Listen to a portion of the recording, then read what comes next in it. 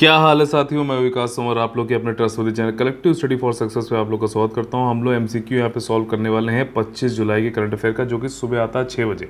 ठीक, लेकिन इसमें कुछ और भी फैक्ट्स मिल सकते हैं आपको, और क्या अप्रोच होना चाहिए प्रीलिम्स में जब एमसीक्यू हम लोग एग्ज़ाम में सॉल्व कर रहे होते हैं, तो क्या क्या चीज़ें पे फोकस, क्या प्रोसेस होना चाहिए पूरा।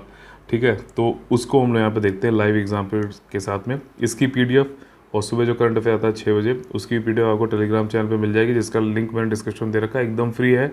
सारे नोटिफिकेशंस भी आपको इसी में मिल जाते हैं। हमारे जो पेड कोर्सेज चल रहे हैं यूपीएससी यूपीपीसीएस के लिए 2022 2023 answer writing module, current affair वाला, या फिर डाउट डिस्कशन का, सिर्फ एक डाउट डिस्कशन के लिए भी एक ग्रुप है हमारा, तो उसके लिए 9650347072 ये हमारा एक नंबर है, इस पर आप लोग हमसे कॉन्टैक्ट कर सकते हैं।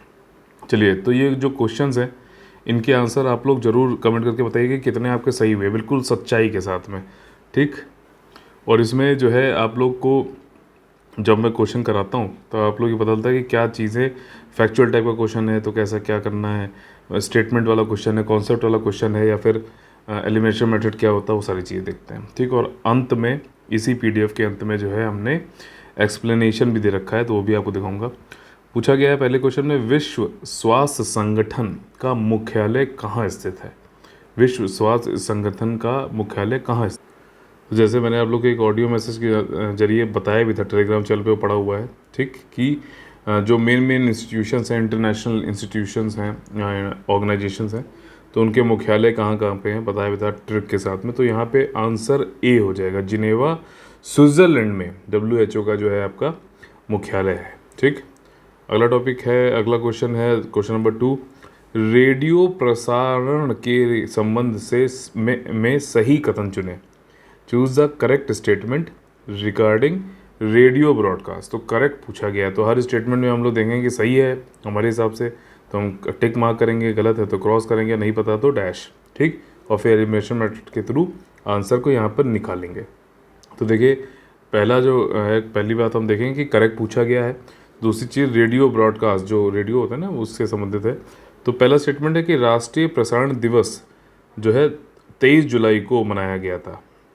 तो ये क्या स्टेटमेंट सही है कि गलत है? बिल्कुल सही स्टेटमेंट है। ठीक, तो करेक्ट ही पूछा गया है, तो पहला स्टेटमेंट क्या है कि ऑप्शन में होना चाहिए, ए में भी है, सी में भी है, बी में नहीं है, तो एक ऑप्शन आपका एलिमिनेट हो गया। दूसरा स्टेटमेंट कहता है, the first ever radio broadcast in the country went on the air from the Bombay station. बिल्कुल सही स्टेटमेंट है ये, तो दूसरा स्टेटमेंट भी होना चाहिए, तो सी वाले में नहीं है दूसरा स्टेटमेंट, तो इसलिए जो है आपका सी भी कट गया। तो अब या तो ए ऑप्शन है या फिर डी ऑप्शन। तो एलिमिनेशन मेथड इस प्रकार से काम करता है। ठीक, तो इसमें आप फिर क्या करोगे, तीसरा स्टेटमेंट देखोगे भैया, 8 जून 1936 को रेडियो राज्य प्रसारण सेवा बनी AIR, जो है भारतीय रेडियो, AIR जो है बना, ऑल इंडिया रेडियो बनाया गया।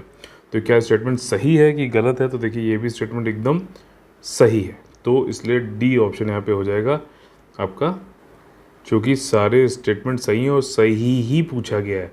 तो सिली मिस्टेक मत करिएगा, इनकरेक्ट पूछा होता तो नॉन ऑफ दीज हो जाता आंसर। ठीक, अगला टॉपिक है, किस मंत्रालय ने बाल रक्षा मोबाइल ऐप लॉन्च किया? बाल रक्षा मोबाइल ऐप लॉन्च किया। तो देखो, इससे संबंधित मैंने आपको बताया भी था कि ये वाली एप्लीकेशन, ये वाले क्वेश्चन में आप कंफ्यूज मत होना, ये ministry of women and child development नहीं है, ये मिनिस्ट्री ऑफ हेल्थ जो है वेलफेयर से भी संबंधित, फैमिली वेलफेयर से संबंधित नहीं है, ये आयुष मंत्रालय से है। तो यहाँ पे आंसर क्या हो जाएगा?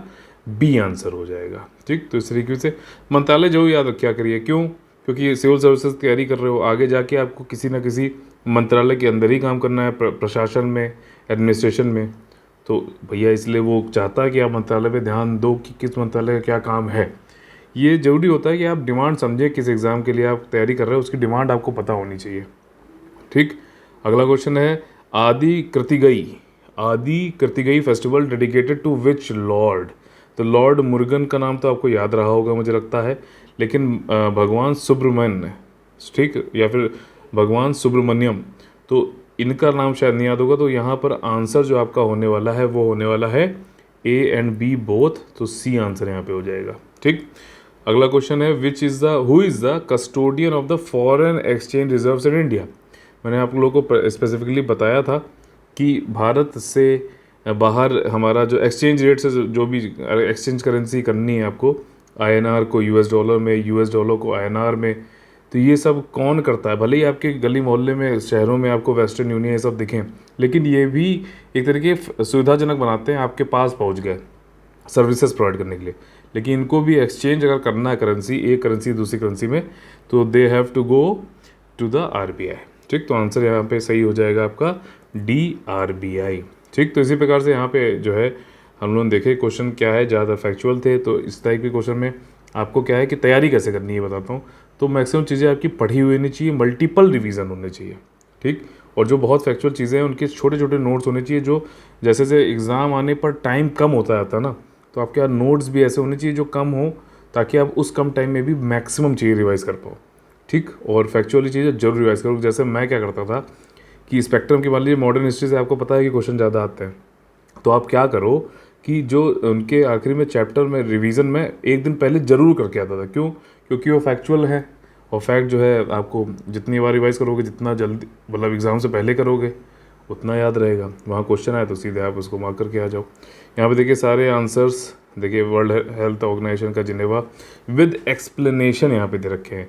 यूएनईपी नैरोबी केनिया, कई बार मैं बताता हूँ।